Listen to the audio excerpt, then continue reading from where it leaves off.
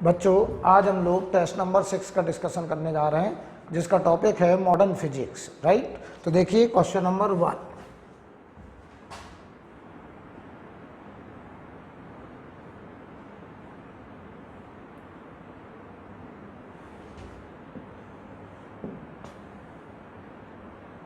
Question number 1 में हमसे कहा जा रहा है on changing target material the graph in adjoining diagram shows.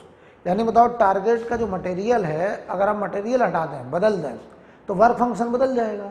तो याद करो, आइंस्टाइन फोटो इलेक्ट्रिक इक्वेशन होता था H new minus work function बराबर के ई मैक्स, और इसी के ई मैक्स को हम लोग ई वी नॉट लिखते थे, जहां पर वी नॉट हमारा स्टॉपिंग पोटेंशियल होता था। तो अगर हम यहां ग्राफ बना रहे हैं, V naught versus frequency, V naught versus frequency का ग्राफ अगर हम बनाएं, तो यहां से बताओ वी नॉट की जो इक्वेशन आएगी, वी नॉट बराबर h upon e into nu minus work function upon e, ये आएगा। तो ये बताओ इंटरसेप्ट हो जाएगा minus W F by, slope हो जाएगा एच बाई। तो ये ग्राफ एक स्ट्रेट लाइन आएगा, ये होता था न्यू थ्रेशोल्ड, और यहां पे ये इंटरसेप्ट ये होता था minus W F by E, और ये जो स्लोप होता था टेन थीटा, इसकी वैल्यू होती थी बताओ एच अपॉन ई। तो एच बताओ प्लैंक कांस्टेंट है, ई इलेक्ट्रॉनिक चार्ज है। तो अगर हम मेटल बदल भी देंगे तो बताओ जो स्लोप है वो चेंज नहीं होगा, चेंज होगा तो क्या होगा, इंटरसेप्ट, वर्क फंक्शन बदल जाएगा। तो मटेरियल चेंज करने पर वर्क फंक्शन बदलेगा तो इंटरसेप्ट बदलेगा। तो आंसर होगा different intercept but the same slope. तो फर्स्ट आंसर हो जाएगा। राइट, तो क्वेश्चन नंबर 2 देखिए जरा।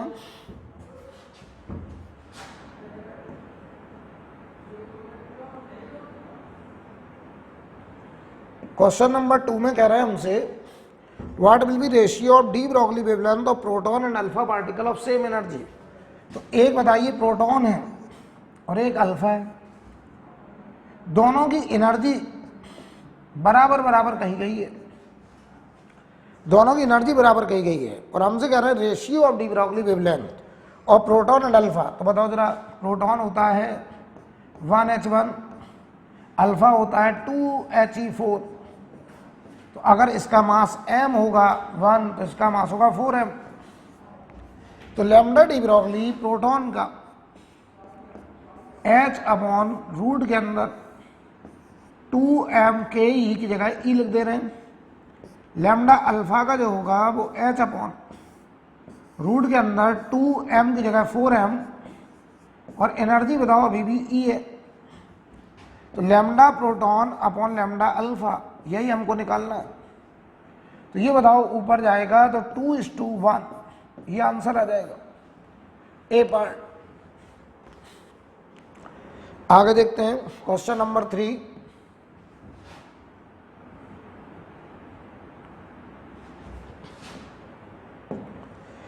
क्वेश्चन नंबर 3 में कह रहा था D Broglie wavelength of A particle accelerated with 150 volt potential is 10 to the power minus 10 metre. ये डी ब्रॉगली वेवलेंथ है। जब कितने वोल्ट से एक्सेलरेट किया, 150 वोल्ट से।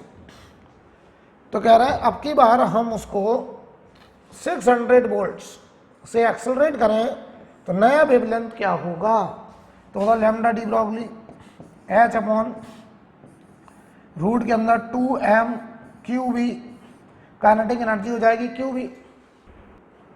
चलिए क्वेश्चन नंबर 3 देखिए। The D Broglie wavelength of A particle accelerated with 150 volt. बताइए 150 वोल्ट से एक्सेलरेट कर रहा है तो वेवलेंथ है de Broglie wavelength 10 to the power -10। अगली बार उसी को 600 वोल्ट से एक्सेलरेट कर रहे हैं तो डी ब्रॉगली वेवलेंथ कितनी होगी। तो याद करो लैम्डा डी ब्रॉगली होता था एच अपॉन एम बी की जगह रूट के अंदर 2m के ई को लिख सकते हैं क्यू वी। तो बताओ lambda proportional to 1 upon root voltage, ये होगा। तो lambda proportional to 1 upon root voltage होगा। तो बताओ तुमने वोल्टेज 150 से 600 कर दिया, तो वोल्टेज अगर 4 टाइम्स हुआ तो बताओ यहाँ 4 टाइम्स होगा अगर वोल्टेज 4 टाइम्स होगा तो लैम्डा डैश लैम्डा बाई 2 हो जाएगा। तो बताओ भाई नया लैम्डा डैश बराबर लैम्डा बाई 2, तो पुराना वाला 10 to the power minus 10 upon 2, तो आंसर आएगा 0.5 into 10 to the power minus 10 metre, यह आंसर हो जाएगा, यानी 0.5 एंगस्ट्रॉम सेकेंड। क्वेश्चन नंबर 4 देखते हैं। क्वेश्चन नंबर 4 में हमसे कह रहे हैं, सवाल पढ़ लीजिए, ए particle of mass m at rest decay into 2 particle of masses m1 and m2 having non zero velocity. बताओ भाई यहाँ पर एक m मास का पार्टिकल है और ये मान लो रेस्ट पर है, ये डिके कर गया, 2 पार्टिकल में टूट गया, ये मान लो m1 है, ये इधर जाने लगा v1 से, और ये मान लो m2 है, ये अपोजिट जा रहा v2 से, ठीक है। तो जरा बताइए अगर ये रेस्ट पे था तो मोमेंटम 0 था और अचानक से 2 फ्रैगमेंट में टूटा, तो हम मोमेंटम कंजर्वेशन अगर लगाएं तो P इनिशियल बराबर P फाइनल मोमेंटम इन वेक्टर क्वांटिटी, तो इसका मोमेंटम 0, ये मोमेंटम हो जाएगा mv1 और ये हो जाएगा माइनस m2v2 और ये m1v1। तो यहाँ से हमने देखा कि m1v1 बराबर m2v2 आ गया बेटा, तो क्या दोनों के मोमेंटम बराबर आ गए? यस।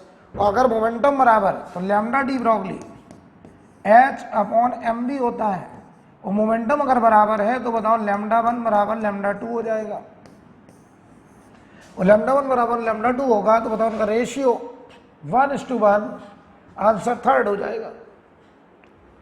क्वेश्चन नंबर 5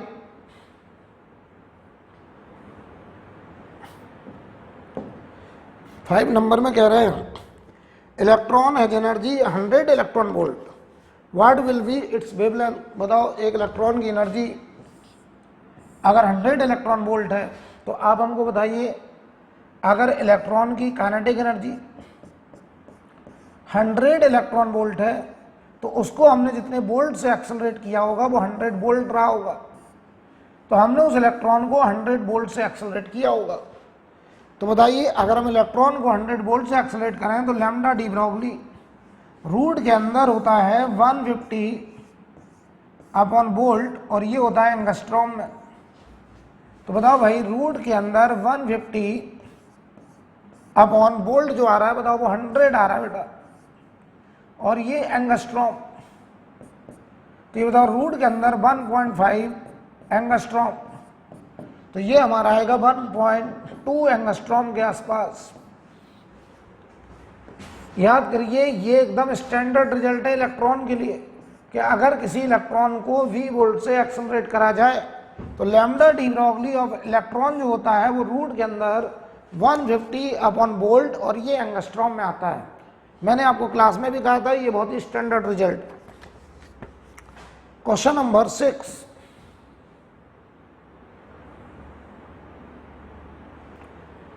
6 नंबर पढ़ लो बेटा। सवाल में कह रहे हैं surface of sodium illuminated by a light of 3000 angstrom. बताइए भाई इसको नैनोमीटर में कन्वर्ट करो पहले, तो लैम्डा लाइट का 300 नैनोमीटर, एंगस्ट्रॉम से नैनोमीटर में कन्वर्ट कर दिया। वर्क फंक्शन दिया है WF 2.6 electron volt. Maximum kinetic energy पूछा है, बहुत आसान। तो बताओ hc by lambda minus work function बराबर ke मैक्स, ये हो जाएगा। तो hc हो गया 1242 अपॉन लैम्डा नैनोमीटर में 300 माइनस वर्क फंक्शन है 2.6 और ये बताओ पूरा ke मैक्स इलेक्ट्रॉन वोल्ट में आएगा। तो बताओ ये आएगा 4.1 माइनस 2.6, तो ये बताओ 1.5 के आसपास आ रहा है ke मैक्स, तो ये बताओ 1.5 इलेक्ट्रॉन वोल्ट, ये हो जाएगा हमारा ke मैक्स। तो आंसर हो जाएगा ए पार्ट। ठीक है, आगे बढ़ते हैं। Question number 7।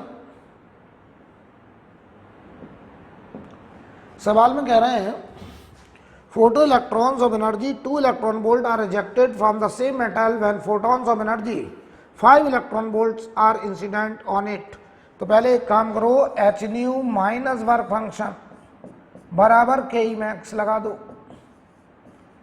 तो पहली बार में हमने जो फोटोन डाले उनकी एनर्जी है 5 इलेक्ट्रॉन वोल्ट, वर्क फंक्शन हमको निकालना है और 2 इलेक्ट्रॉन वोल्ट के ई मैक्स है। तो वर्क फंक्शन हो गया बेटा यहां पर 3 इलेक्ट्रॉन वोल्ट, और अगर वर्क फंक्शन 3 इलेक्ट्रॉन वोल्ट हो गया तो अब की बार हम जो लाइट डाल रहे हैं उसके फोटोन की एनर्जी 6 इलेक्ट्रॉन वोल्ट है और मेटल वही है, तो मेटल वही तो वर्क फंक्शन वही। तो बताओ नया के ई मैक्स हमसे पूछ रहे हैं, ठीक है। तो बताइए भाई नया के ई मैक्स, नया के ई मैक्स डैश लिख दे रहा हूं। तो ये H new dash minus work function वही रहेगा क्योंकि मेटल टारगेट वही है। ये बताओ 6 इलेक्ट्रॉन वोल्ट और ये बताओ 3 इलेक्ट्रॉन वोल्ट, तो अब आंसर आएगा 3 electron volt. Right. Question number 8 देखिए।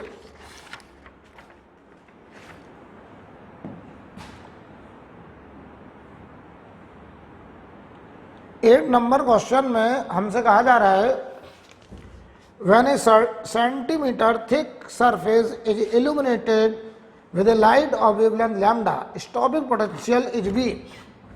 तो ध्यान दो, H C by lambda minus work function बराबर के ई मैक्स और स्टॉपिंग पोटेंशियल V लगाया। ये हो गया इक्वेशन नंबर 1। अगली बार कह रहे हैं कि हमने 2 लैम्डा की लाइट डाली तो स्टॉपिंग पोटेंशियल V/3 लगाना पड़ा।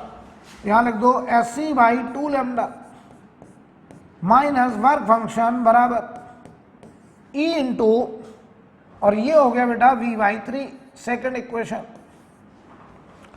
हमसे कहना थ्रेशोल्ड वेवलेंथ बताना है, तो थ्रेशोल्ड वेवलेंथ अगर बताना है तो वर्क फंक्शन निकालना पड़ेगा। तो एक काम करो, इक्वेशन नंबर 2 में 3 से मल्टीप्लाई कर दो। तो ये देखो बेटा 3 H C by lambda minus 3 work function बराबर ई बी, और ई बी की वैल्यू बताओ बेटा ये वाली रख दो। तो H C by lambda minus work function, तो ये बताओ यहां पे बच रहा है, इधर लाइए एच सी बाई 2 लैम्डा, इधर लाइए तो एच सी बाई 2 लैम्डा बराबर 2 वर्क फंक्शन। तो यहां से बताइए जरा जो रिजल्ट आ रहा है वर्क फंक्शन बराबर एच सी बाई 4 लैम्डा, ये आ रहा है वर्क फंक्शन, समझिए। और वर्क फंक्शन को हम लिखते थे H C upon lambda threshold, तो इसको इक्वेट कर दो एच सी बाई 4 लैम्डा से, तो थ्रेशोल्ड लैम्डा 4 लैम्डा के बराबर आ गया सेकेंड। क्लियर है? आगे बढ़ते हैं। Question number 9।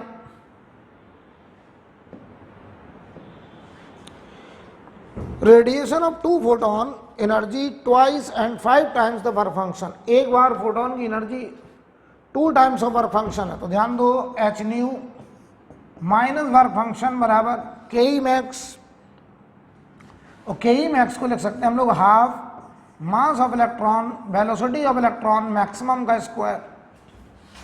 तो ध्यान दीजिए एक बार ये 2 वर्क फंक्शन है, माइनस वर्क फंक्शन बराबर हाफ एम V1 मैक्स का स्क्वायर, ऐसे लिख सकते हैं। तो ये बताओ वर्क फंक्शन बराबर हाफ एम V1 मैक्स का स्क्वायर, ये हो गया इक्वेशन नंबर 1।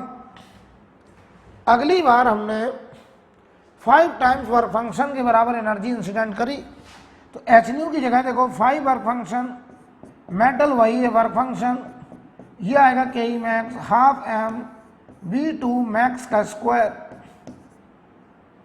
ठीक है, तो ये देखो 4 वर्क फंक्शन बराबर हाफ एम V2 मैक्स का स्क्वायर, सेकेंड इक्वेशन। दोनों को जरा डिवाइड करना है, दोनों को डिवाइड कर दो तो वर्क फंक्शन कट गया 1/4 बराबर V1 अपॉन V2 का स्क्वायर। तो बताओ V1 अपॉन V2 की वैल्यू 1/2 आ गई आंसर। क्वेश्चन नंबर 10,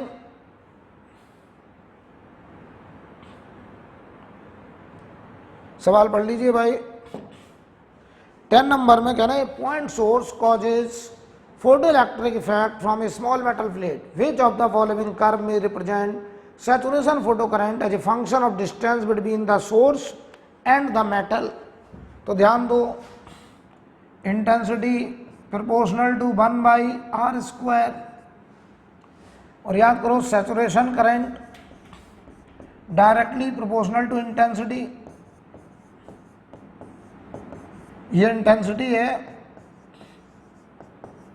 ठीक, इंटेंसिटी प्रोपोर्शनल टू 1/r², और saturation current proportional to intensity. तो बताओ saturation current proportional to 1/r²। तो अगर हम एक ग्राफ बनाएं, y एक्सिस पर करंट और x एक्सिस पर डिस्टेंस, तो ये ग्राफ 1/r² का आएगा। 1/r² का यानी डी आंसर हो जाएगा, ये फोर्थ आंसर। ठीक है। क्वेश्चन नंबर 11 आप कर लेंगे, बहुत आसान सवाल है। हमसे स्टॉपिंग पोटेंशियल का रेशियो पूछा, तो के ई मैक्स का जो रेशियो होगा वही स्टॉपिंग पोटेंशियल का रेशियो होगा। 12 नंबर देखिए, तो बीच में जो आसान सवाल होंगे उनको हम लोग स्किप भी करेंगे। A wavelength of incident light change from 4000 angstrom, तो ये बताओ 400 नैनोमीटर, ये देखो 360 नैनोमीटर तक चेंज किया। तो स्टॉपिंग पोटेंशियल में कह रहे हैं कितना चेंज होगा। तो बताओ भाई, शुरुआत में hc/λ माइनस वर्क फंक्शन बराबर K E max E into B naught. तो ये देखो 1242 अपॉन 400 माइनस वर्क फंक्शन बराबर ई इंटू बी नॉट 1। अगली बार 1242 अपॉन 360 माइनस वर्क फंक्शन बराबर E into B naught 2 second. इसमें से इसको जरा सब्ट्रैक्ट कर दीजिए, तो 1242 कॉमन ले लो या सीधा से लिख दो 400 माइनस 1242 अपॉन 360 बराबर हमको चाहिए change in stopping potential, okay, E into B naught 1 minus B naught 2। तो ये जितना इलेक्ट्रॉन वोल्ट आएगा उतना ही चेंज हो जाएगा। तो जरा बताएं, जब आप सॉल्व करेंगे इसको, तो ये आपका पॉइंट कितना चेंज हुआ ये निकालना हमको बेटा।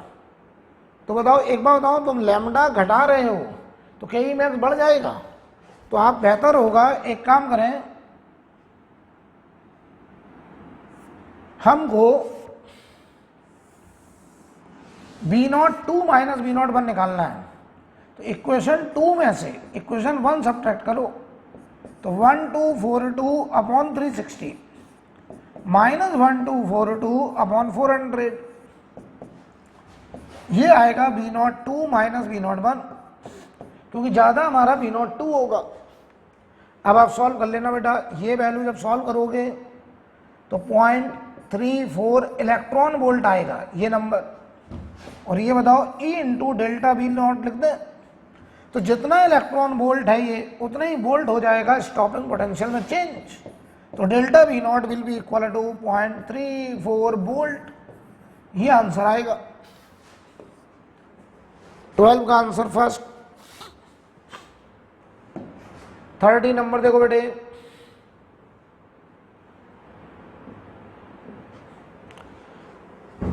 सवाल में कह रहे हैं कि जो इलेक्ट्रिक फील्ड एसोसिएटेड है लाइट वेव के साथ उसकी इक्वेशन दे दी गई है। तो अगर बताओ इक्वेशन दिया गया E बराबर E नॉट साइन के एक्स माइनस ओमेगा टी, तो K की जगह पे बेटा ये लिखा देखो ये, तो K बराबर हो गया 1.57 इंटू 10 की पावर 7, ओके होता है बेटा 2 पाई बाई लैम्डा। तो बताओ ये 1.57 इंटू 10 की पावर 7, 2 इंटू पाई की वैल्यू 3.14 अपॉन लैम्डा। यहां से काटो, ये 2 आया तो लैम्डा आ गया बताओ 4 इंटू 10 की पावर -7 मीटर, लेकिन हमको लैम्डा चाहिए नैनोमीटर में। तो जो हम लाइट यूज कर रहे हैं उसका लैम्डा 400 नैनोमीटर हो जाएगा। क्यों, मीटर से नैनोमीटर में जाओगे 10 की पावर 9 से मल्टीप्लाई, तो ये 400 नैनोमीटर। अब बताओ हमको निकालना क्या है, स्टॉपिंग पोटेंशियल। तो आप निकालो K E max SC 1242 upon 400 minus work function. तो जो मेटल है उसका बताइए वर्क फंक्शन 1.9 लिखा है, तो ये इलेक्ट्रॉन वोल्ट में 3.1 माइनस 1.9 तो 1.2 इलेक्ट्रॉन वोल्ट। तो बताओ स्टॉपिंग पोटेंशियल हो जाएगा 1.2 वोल्ट। और इसी के ई मैक्स को ई वी नॉट लिखेंगे, तो वी नॉट आ जाएगा 1.2 वोल्ट, ये आंसर। ठीक है, 40 नंबर देखिए, एकदम आसान क्वेश्चन है और मैं देख रहा हूं आप लोग टेस्ट में बहुत अच्छा परफॉर्मेंस कर रहे हैं। आप ऐसे ही अपना परफॉर्मेंस बनाए रखिए, आप सिलेक्ट हो जाएंगे, समझिए। टेस्ट छोड़ना नहीं बेटा एक भी।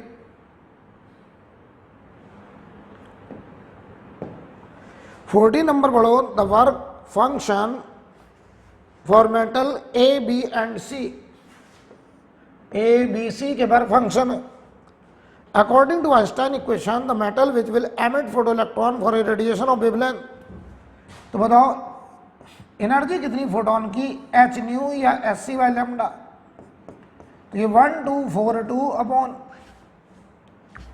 410 नैनोमीटर में लिखा है मैंने, ऊपर इलेक्ट्रॉन वोल्ट नैनोमीटर में होता है, उन्होंने एंगस्ट्रॉम में दिया है, उन्होंने एंगस्ट्रॉम में दिया है 4100, तो इसको नैनोमीटर में लिखा है। थोड़ी देर के लिए अगर हम इसे 400 ही मान लें तो ये 3.1 इलेक्ट्रॉन वोल्ट के आसपास आएगा अप्रोक्सीमेट।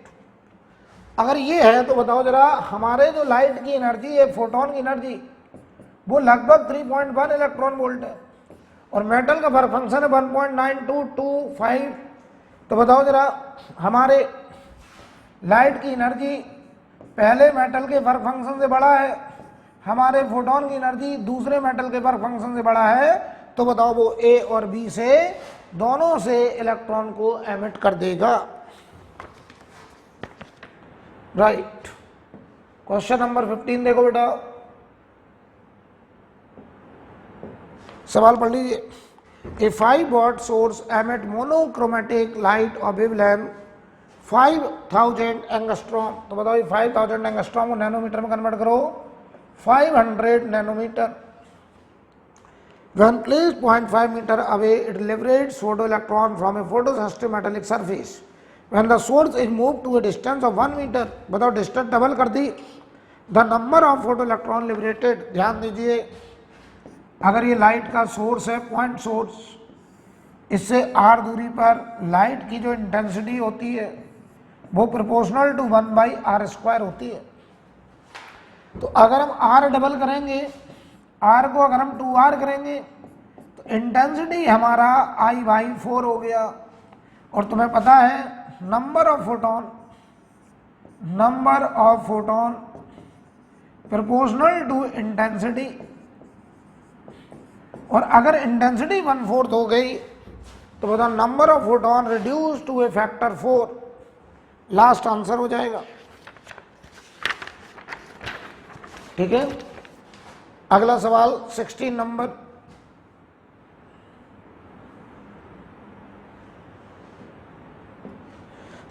पढ़िए। The frequency of second line of Balmer series. कह रहे हैं जो सेकंड लाइन है बामर सीरीज का Li+2 में, उसका हमको फ्रीक्वेंसी बताना है। तो ध्यान दीजिए, 1/λ r z² 1/n1 square minus 1/n2 square. अब देखो ध्यान से, हाइड्रोजन हीलियम लिथियम, तो Li+2 हाइड्रोजन लाइक है, Z की वैल्यू 3, और यहां पर सेकंड लाइन है बामर की, लाइमन बामर, तो पहला मेंबर बामर का होता है 3Z2, तो सेकंड होगा 4Z2। ये है सेकंड मेंबर बामर का सेकंड मेंबर, तो यहां रख दीजिए जरा, तो 1/λ R Z हो गया हमारा 3 का स्क्वायर, और ये हुआ 1/2 का स्क्वायर माइनस 1/4 का स्क्वायर। यहां देखो 1/λ बराबर 9R, एलसीएम हुआ 16, 4 माइनस 1, तो 1/λ बराबर 27R/16। लेकिन हमको तो फ्रीक्वेंसी पूछी है, तो बताओ भाई हमको क्या निकालना है, फ्रीक्वेंसी। तो बताओ लाइट की स्पीड c बराबर फ्रीक्वेंसी इंटू लैम्डा, तो 1/λ बराबर ν/c, तो यहां रख दो ν/c बराबर 27R/16। तो बताओ यहां से फ्रीक्वेंसी आ गई है 27RC/16, 27RC/16, थर्ड आंसर। आगे बढ़ते हैं, 17 नंबर देखो,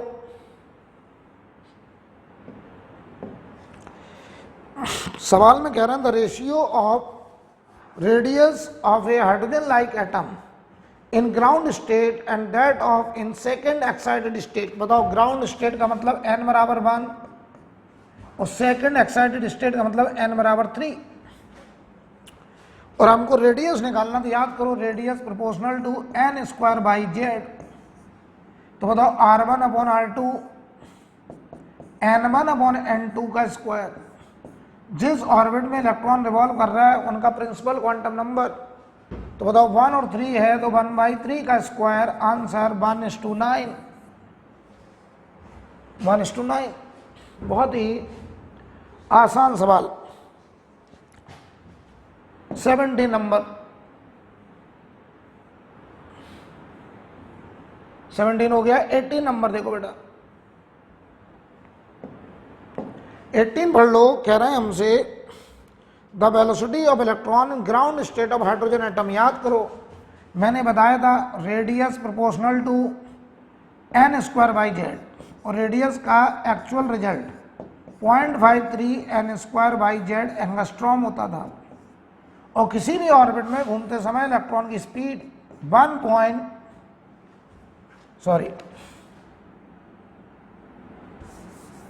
किसी भी ऑर्बिट में घूमते समय स्पीड प्रोपोर्शनल टू z/n होता था, और इसका रिजल्ट एग्जैक्ट आया था 2.2 × 10⁶ मीटर पर सेकेंड, और ये z/n होता था। तो आंसर होगा हमारा सेकेंड। ये सब क्लास में कराया है। 90 नंबर देखो बेटा, the ratio of area of orbit first excited state. First excited state का मतलब n बराबर 2, ग्राउंड लेवल का मतलब n बराबर 1, और हाइड्रोजन एटम है, तो area of orbit of first excited state of electron to the area of orbit of ground level. तो बताओ रेडियस प्रोपोर्शनल टू n²/z। तो बताओ भाई n यहाँ 2 है, यहाँ 1 है, तो यहाँ रेडियस होगी बताओ 4R, यहाँ होगी अगर R। अब एरिया आ जाओ, एरिया बराबर πr² होगा, सर्कुलर ऑर्बिट है, तो बताओ A1/A2, तो ये बताओ 4R/R का square 16:1, 16:1। 20 number, the ratio of frequency of revolution of electron in first and second Bohr's orbit, first orbit और second Bohr's orbit helium atom, तो एक है n बराबर 1 और एक n बराबर 2। फ्रीक्वेंसी का रेशियो निकालना तो टाइम पीरियड प्रोपोर्शनल टू होता था NQ अपॉन जेड स्क्वायर। तो बताओ भाई T1 upon T2 N1 upon N2 का क्यूब, तो ये 1/2 का क्यूब 1:8 है टाइम पीरियड। लेकिन पूछा फ्रीक्वेंसी, तो बताइए भाई F1 upon F2 T2 upon T1 8:1। Answer third हो जाएगा। 21 नंबर देखो बेटा, कह रहा था kinetic energy of electron in second Bohr orbit of hydrogen atom. तो बताओ हाइड्रोजन एटम है, H एटम का केस है, सेकेंड बोर ऑर्बिट, तो n बराबर 2 का सवाल है और n बराबर, अच्छा तुम्हें ये पता होगा कि हाइड्रोजन लाइक एटम के लिए हमने एक रिलेशन निकाला था E total minus times kinetic और हाफ ऑफ पोटेंशियल होता है, ठीक है। तो बताओ n बराबर 2 में टोटल एनर्जी, n बराबर 2 की बात कर रहा हूं, total energy minus 3.4 electron volt. तो बताओ kinetic energy plus 3.4 electron volt. बताओ potential energy 2 times of total energy, तो माइनस 6.8 इलेक्ट्रॉन वोल्ट। हमको पूछा गया है काइनेटिक एनर्जी, तो आंसर हो जाएगा प्लस 3.4, ठीक है। 22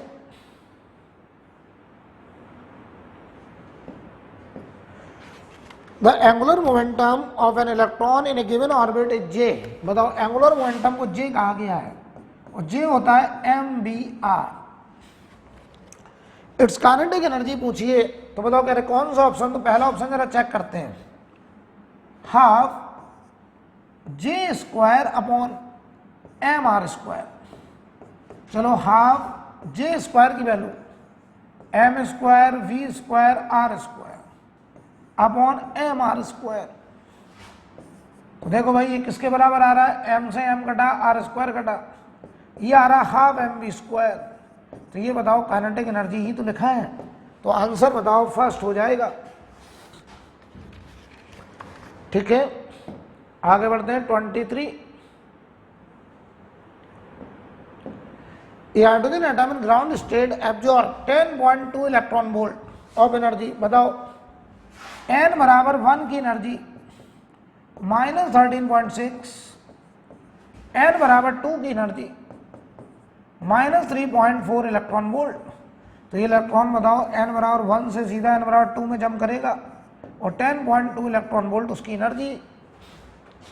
तो orbital angular momentum is increased by, तो बताओ n बराबर 1 में जब था तो एंगुलर मोमेंटम 1h अपॉन 2 पाई, और जब बताओ वो n बराबर 2 में जंप करा तो फाइनल 2h अपॉन 2 पाई। तो इंक्रीज इन एंगुलर मोमेंटम, तो 2h अपॉन 2 पाई में से 1h अपॉन 2 पाई घटाओ तो 1h अपॉन 2 पाई बचा। तो h की वैल्यू है 6.6 इंटू 10 की पावर माइनस 34, 2 इंटू 3.14। तो ये भी लगभग 6 से तो 1 पॉइंट करके कुछ आएगा, तो आंसर हो जाएगा ए, ठीक है। अब आगे बढ़ते हैं 24।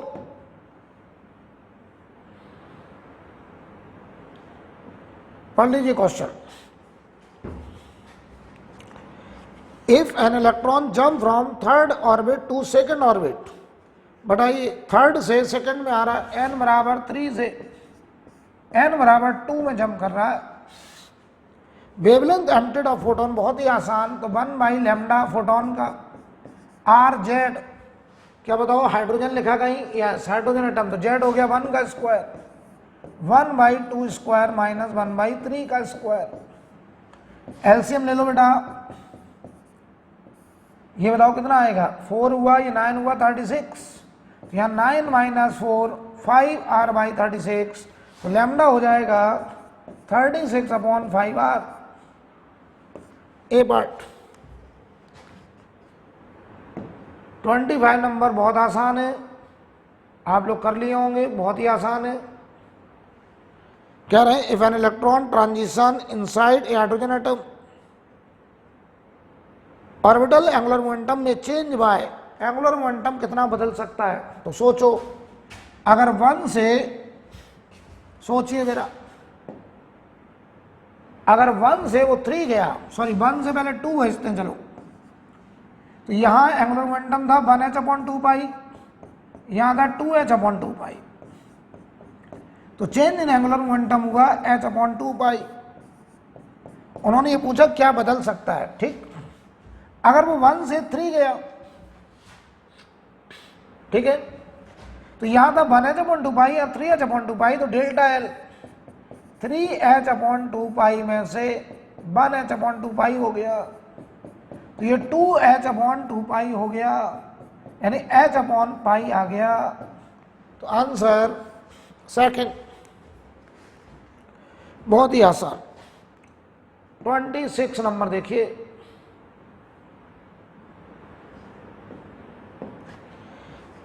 current ionization potential of hydrogen atom is 13.6 volt. The hydrogen atom in ground state are excited by monochromatic radiation of photon energy 12.09. The number of spectral line emitted by the excited atom. जरा ध्यान दीजिए, electron n बराबर 1 में है, बताइए, इस पर हमने एक फोटोन डाला और उस फोटोन की एनर्जी है एच न्यू 12.09 इलेक्ट्रॉन वोल्ट।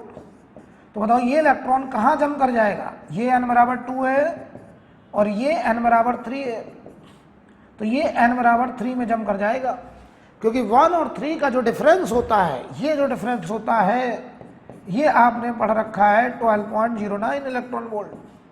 तो ये बताओ 1 से 3 जम कर गया, क्योंकि यहाँ की एनर्जी होती है -13.6 और यहाँ की होती है -1.51 इलेक्ट्रॉन वोल्ट, ठीक है। तो बताओ 12.09 का डिफरेंस है। अब बताइए, अब ये 3 से n बराबर 3 से वापस n बराबर 1 तक आना चाह रहा है, तो कह रहे हैं बताओ कितने डिफरेंट टाइप के फोटोन को वो एमिट करेगा। तो बताओ वो 3 से 2 जाए, फिर 2 से 1 जाए, या वो 3 से डायरेक्ट 1 जाए। तो 3 डिफरेंट टाइप ऑफ फोटोन, या इसका एक और फॉर्मूला है number of different type of lambda n(n-1/2). तो यहीं से तो आया है वो। तो बताओ 3 से बनाना तो n की जगह 3 रख दो, तो 3 × 2/2 3 आ जाएगा, 27।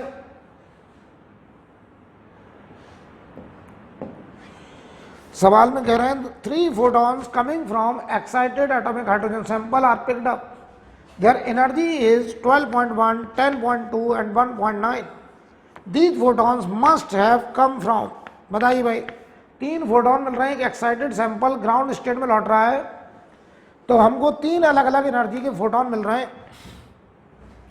तो जरा देखो, ये n बराबर 1 है, ये n बराबर 2 है और ये n बराबर 3 है। ध्यान से देखिएगा, 12.1 का हमें कब मिलेगा? जब वो 3 से 1 आ जाए सीधा। 10.2 का कब मिलेगा? जब 2 से 1 आ जाए। और 1.9 का हमें कब मिलेगा? जब वो 3 से 2 आ जाए। तो ध्यान दो जरा, अगर मुझे ग्राउंड स्टेट में आना तो 3 से बताओ वो 2 आए, 2 से 1 आए, तो एक ही में ये दोनों मिल जाएंगे। तो लेकिन इसके लिए फिर हमको एक एटम और चाहिए, तो कम से कम 2 एटम या उससे ज्यादा।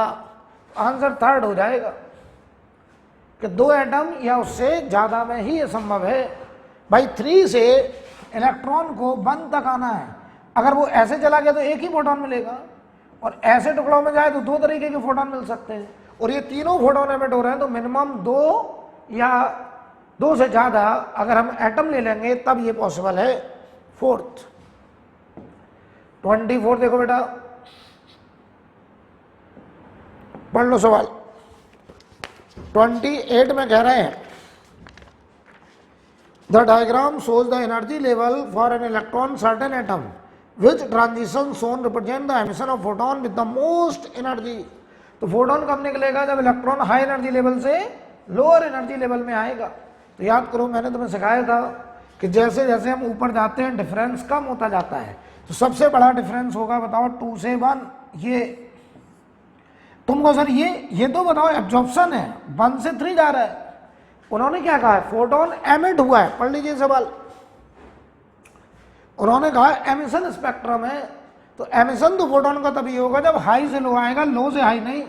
तो आंसर बताओ ये हो जाएगा सबसे बड़ी एनर्जी, ए पार्ट। 29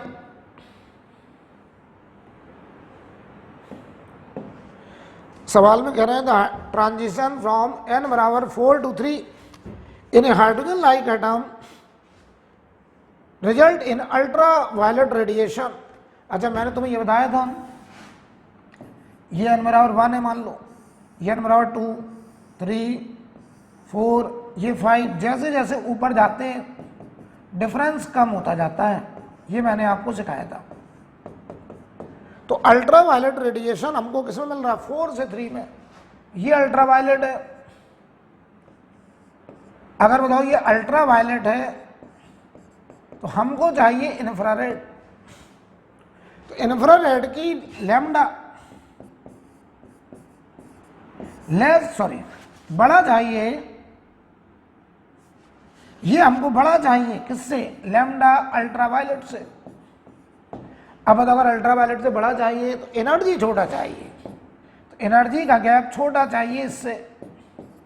तो बताओ एनर्जी इससे छोटा एनर्जी कौन सा होगा? चलो बताओ, इससे छोटी एनर्जी 5 to 4 होगी, 5 to 4। बहुत ही बढ़िया सवाल, कॉमन सेंस बेस्ड क्वेश्चन है। बताओ 2 से 1 एनर्जी ये सबसे बड़ी होगी, 3 से 2 ये इससे छोटा होगा लेकिन बड़ा होगा, इससे तो बड़ा ही होगा। तो सबसे छोटा 5 to 4 ही होगा। तो हमको जो एनर्जी चाहिए थी वो अल्ट्रावायलेट से कम चाहिए थी। राइट, नोट कर लीजिए।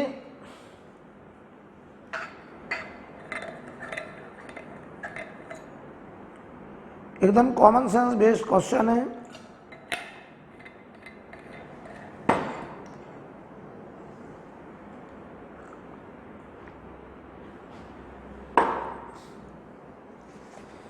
थर्टी नंबर देखो बेटा, ये एक्सरे का सवाल है। कह रहे हैं the wavelength of K alpha radiation of Z equal to 11 is lambda. तो बताओ एक्सरे में मोजले लो लगाते थे तो 1/लैम्डा बराबर आर जेड माइनस बी का स्क्वायर और 1/n1 square minus 1/n2 square, ये लिखते थे हम लोग। अगर के अल्फा की बात हो रही है तो ये बताओ 2 से 1 का ट्रांजिशन है। तो यहां देखो 1/लैम्डा बराबर आर, जेड हमारा 11 है। और बताइए जरा, मोजले लॉ कहता था के अल्फा के लिए स्क्रीनिंग कांस्टेंट जो बी होता था वो 1 होता था। और ये बताओ 1/1 square minus 1/2 square, first equation. अब देखिए, अब की बार के अल्फा ही है लेकिन वेवलेंथ 4 लैम्डा, तो 1/4 लैम्डा। तो कह रहे हैं अब जो मेटल होगा उसका एटॉमिक नंबर क्या होगा? तो बी देखो वही होगा स्क्रीनिंग कांस्टेंट के अल्फा के लिए। और ये ट्रांजिशन 2 से 1 है, तो बताइए,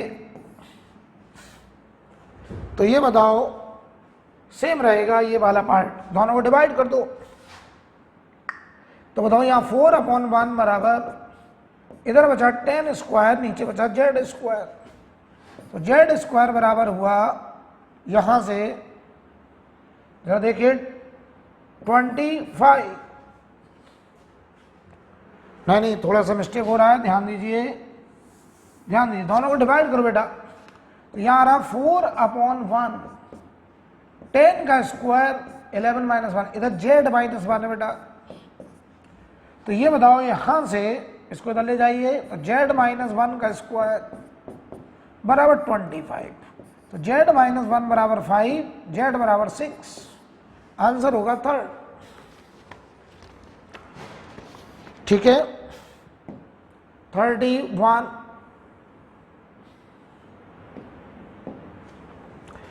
कह रहा the ratio of molecular masses of two radioactive substance is 3:2। Ratio of their decay constant is 4/3। ये लैम्डा 1 लैम्डा 2 का रेशियो है। The ratio of their initial activity per mole activity पूछा है, तो बताओ 1 मोल में 1 मोल में बताइए Na एटम होंगे और इतने ही न्यूक्लियाई होंगे, ठीक, N एटम। तो एक्टिविटी जो रेट ऑफ डिके होता है, जिसे R बोलते हैं कुछ लोग, A बोलते हैं कुछ लोग, -dN/dt लिखते हैं, ये सब एक ही बात है। ये होता है लैम्डा इंटू N, और दोनों का 1 मोल है। तो बताओ दोनों के 1 मोल में जो नंबर ऑफ न्यूक्लियाई होंगे, नंबर ऑफ एटम होंगे, बराबर होंगे। तो बताओ एक्टिविटी का रेशियो R1/R2 लैम्डा 1/λ2 आएगा ओनली। ये बराबर है दोनों में, और लैम्डा 1/λ2 4:3 है, तो ये आंसर 4:3 ही रहेगा। ठीक है, 32 नंबर सवाल पढ़ लीजिए। The nuclear radius of nucleus with nucleon number is 16। तो बताओ जब मास नंबर 16 है, नंबर ऑफ न्यूक्लियॉन, तो रेडियस पाई गई है न्यूक्लियस की 3 × 10⁻⁻15 metre. Then the nuclear radius with nucleon number 128। तो सोचिए जरा, R बराबर R0 A⁻⁻1/3 होता है। तो बताओ R1 या R2/R1 बराबर क्या हो जाएगा? A2/A1 का पावर 1/3। R0 जो कांस्टेंट है 1.1 फर्मी होता है। A2 बताइए 128, A1 बताइए 16, तो ये 8 हो गया। तो बताओ ये 8⁻1/3 यानी 2 आ गया, R2/R1। तो नई रेडियस जो आएगी वो 2 times of previous radius R1, तो उसमें 2 से मल्टीप्लाई हो जाएगा, तो 6 × 10⁻⁻15 मीटर थर्ड। ठीक है, 33 नंबर, ये मैं नहीं बताऊंगा, बहुत ही आसान है। 33 देखिए बहुत आसान है, सबने कर लिया होगा। आइए 34 भी बहुत आसान है। कह रहे हैं बताइए अल्फा और बीटा पार्टिकल एमिट हो रहे हैं। तो हमारा 92 यूरेनियम 238 कन्वर्ट हो गया 82 लेड 206 में। इसने मान लो N1 अल्फा होता है 2He4 और N2 बीटा -1 E0 एमिट करा। तो देखिए भाई ध्यान दीजिए, जो मास नंबर है उसे कंजर्व करो, तो 238 बराबर 206 प्लस 4N1, और यहाँ तो 0 ही हो जाएगा। तो यहाँ लाइए जरा 32 4N1, तो अल्फा का नंबर आ गया 8 अल्फा। अब आ जाओ एटॉमिक नंबर कंजर्व करो, कोई भी न्यूक्लियर रिएक्शन में mass number atomic number conserve. तो इधर देखो 92, इधर 82 प्लस 2N1 माइनस 1N2। तो ध्यान दीजिए 92 इधर आया 10, N1 कितना आया था 8, तो ये 16 माइनस N2, तो N2 की वैल्यू देखो 6 आ गई, यानी 8 अल्फा 6 बीटा लास्ट आंसर।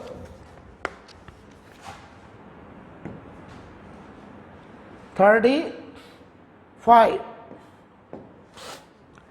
मैंने पढ़ाया था आपको कि जो रेडियो एक्टिव डिके होते हैं एक्सपोनेंशियल डिके, उनमें हर इक्वल परसेंटेज डिके होने में समय बराबर लगता है। तो कह रहे हैं that 10% of a radio active material decay in 5 days, then the amount of original material left after 20 days। ध्यान दीजिए, मान लो 100% था, ध्यान देना, 5 दिन में कितना डिके कर गया 10%, तो 100 का 10% 10 बचा 90।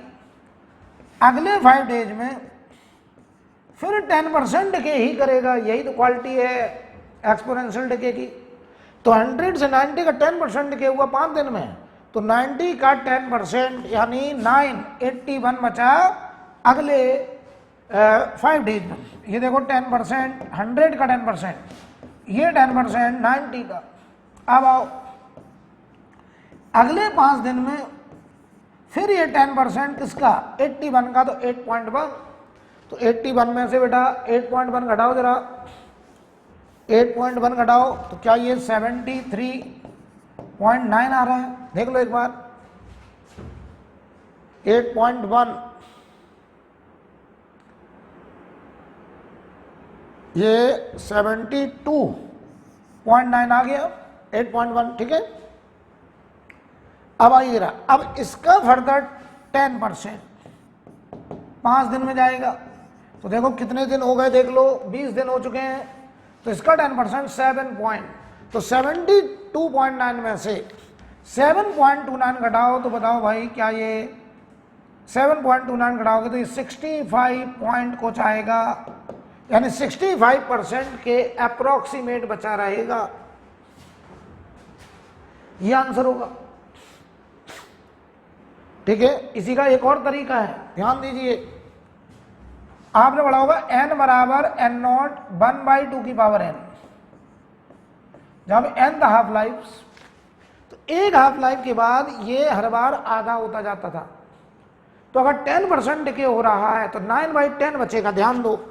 तो हम एक फार्मूला बना सकते हैं, n बराबर n0 9/10 की पावर स्मॉल n, और small n is the number of 5 days, number of 5 days, हर 5 दिन में 10% जा रहा है तो 9/10 बचेगा, 1/10 जा रहा है तो 9/10 बचा, तो नंबर ऑफ 5 डेज, तो बताओ 20 डेज के अंदर नंबर ऑफ 5 डेज होंगे 4, 5 दिन के 4 बार आएगा, तो बताओ ये आंसर यहां सीधा आ जाता, देखना इसे लिख दे रहा हूं मैं 100 और 9/10 की पावर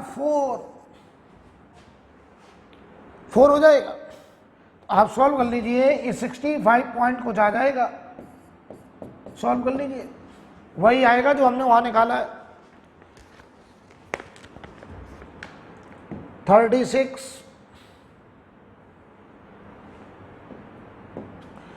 सवाल में कह रहे हैं helium nucleus 2He4 can be produced by fusion 2 deuterium nuclei, if the nuclear masses of deuterium and helium are इतना इतना, then energy liberated in this process. बताओ भाई, न्यूक्लियर फ्यूजन हुआ है, 1s2 प्लस 1s2 मिलकर के 2He4 बनाए, कह रहे हैं कितनी एनर्जी इसमें रिलीज हुई, क्यू वैल्यू ऑफ रिएक्शन पूछा हमसे।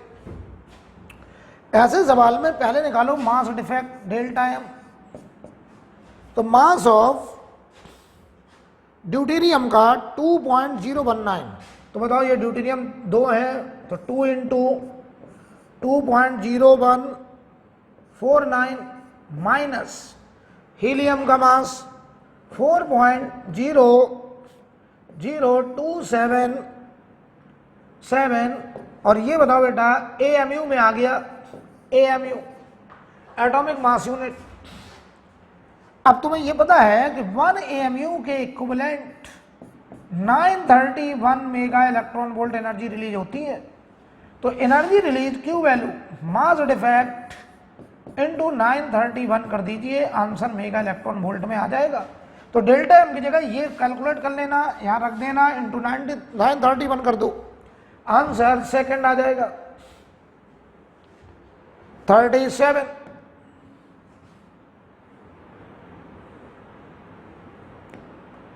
बहुत ही आसान सवाल। The binding energy of nuclei 2He4 3Li7 6E12 7N14 are इतना इतना, ये इनकी टोटल बाइंडिंग एनर्जी दिया गया है।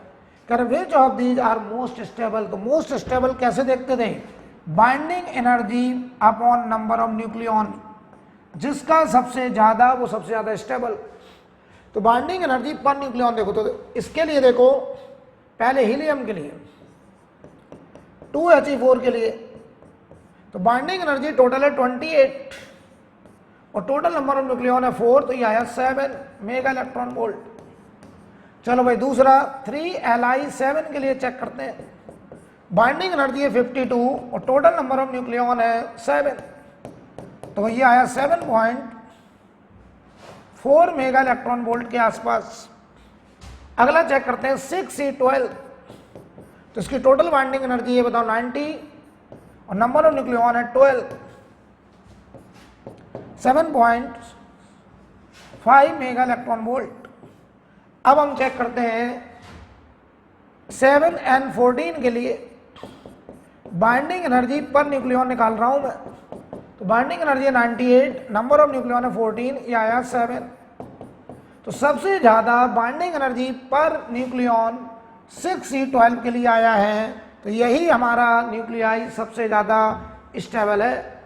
नंबर जो स्टेबिलिटी हम लोग चेक करते हैं वो टोटल बाइंडिंग एनर्जी से नहीं करते हैं, हम लोग बाइंडिंग एनर्जी पर न्यूक्लियॉन से चेक करते हैं। आगे देखिए 38 क्वेश्चन में कह रहे हैं 2 radioactive material X1 and X2 have decay constant 6 lambda and 3 lambda. Initially they have same number of nuclei. Then ratio of number of nuclei X1 and X2 will be 1 by E after time. तो सोचो जरा सोचो, n बराबर n not E power minus lambda T हमने पढ़ा था, ठीक है। तो बताइए भाई शुरुआत में नंबर ऑफ न्यूक्लियाई दोनों के बराबर थे, तो ये n not E power minus 6 lambda into T first equation. अगली बार n2 बराबर n not E power minus 3 lambda decay constant है टाइम t और ये सेकंड। डिवाइड करो n1 अपॉन n2 की वैल्यू 1 अपॉन ई कही गई है, तो बताओ यहां से n1 अपॉन n2 ई पावर माइनस 3 लैम्डा टी और ये 1 अपॉन ई है तो ई पावर माइनस 1 ई पावर माइनस 3 लैम्डा टी।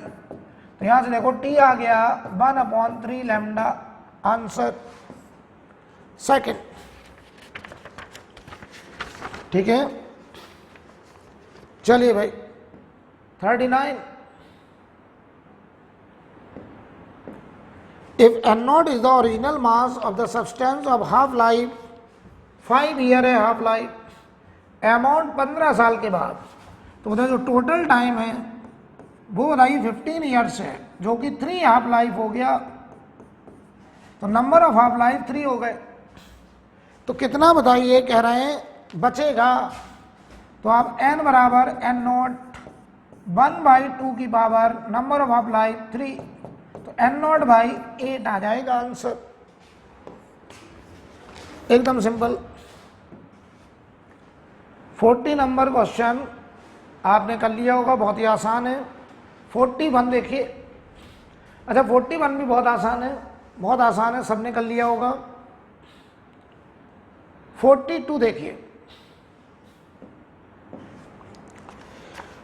कह रहे nuclear disintegrate into 2 nuclear part which have their velocity in ratio 2:1, then ratio of their nuclear size। ध्यान दो, बताओ velocity अगर एक न्यूक्लियस, ये कोई न्यूक्लियस था पहले रेस्ट पे था, ये 2 में टूट गया, तो ये m1 इधर जा रहा v1 से, ये m2 इधर जा रहा v2 से, तो मोमेंटम कंजर्वेशन अगर लगाएं हम,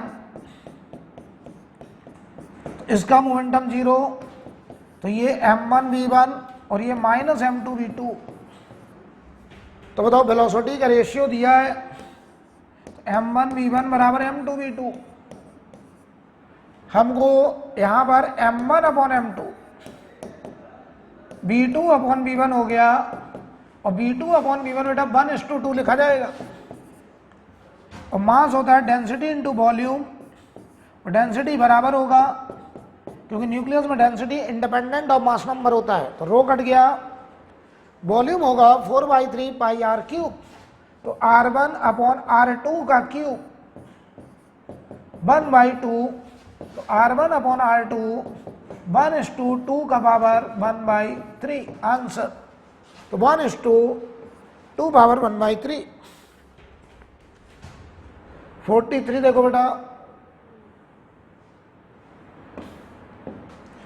सवाल में कह रहे हैं if radius of 13 aluminium 27 3.6 fermi then radius of 52 125 nucleus will be. ध्यान दीजिए, तो R बराबर R नॉट ए पावर 1/3 होता था, तो क्यों हम सीधा बोल दें R2 upon R1 A2 upon A1 की पावर 1/3। चलो भाई R2 निकालना है, R1 है 3.6 फर्मी, A2 बताओ 125 और ये 27 की पावर 1/3, तो ये बताओ बेटा 5/3 बचा। तो जो रेडियस आ गई हमारा 5/3 इंटू 3.6, तो ये आ गया 1.25 6 फर्मी 6 फर्मी। 44 नंबर देखिए, ये कोई न्यूक्लियर रिएक्शन लिखी है, कोई एक्स पेरेंट एटम है जिस पर हमने न्यूट्रॉन की बम्बार्डिंग करी है, वो 7Li3 में कन्वर्ट हुआ और एमिट हुआ अल्फा पार्टिकल। तो इस रिएक्शन को अगर हम लिखें तो ऐसे लिखेंगे 0N1 का बम्बार्डिंग हुआ एक्स पर और ये 3Li7 में कन्वर्ट हुआ, ऐसे यहाँ पे 3 होगा और ये 7, 3Li7 में कन्वर्ट हुआ और एमिट हुआ है, देखो अल्फा पार्टिकल, अल्फा होता है 2He4। तो बताओ भाई कोई भी न्यूक्लियर रिएक्शन में एटॉमिक नंबर कंजर्व, तो 3 2 5, तो यहाँ आएगा 5 और 7 4 11, तो यहाँ 1 है तो यहाँ आएगा 10। तो ये एक ऐसा न्यूक्लियस है जिसका एटॉमिक नंबर 5 है और मास नंबर 10, तो ये आएगा सेकंड। अब आ रहा है आखिरी सवाल, देखिए 45 नंबर देखिए भाई। 45 में कह रहे हैं 3/4 of the nuclei disintegrate in 3/4 second, than half life of radio active element. ध्यान दो, 3/4 का मतलब 75% डिके, यानी रिमेनिंग कितना 25। तो सोचो N0 से, या N0 छोड़ो 100 मान लें, 100 से 50 होने में एक हाफ लाइफ, 50 से 25 होने में दूसरा हाफ लाइफ, तो ये देखो 1/4 ही तो बचा है।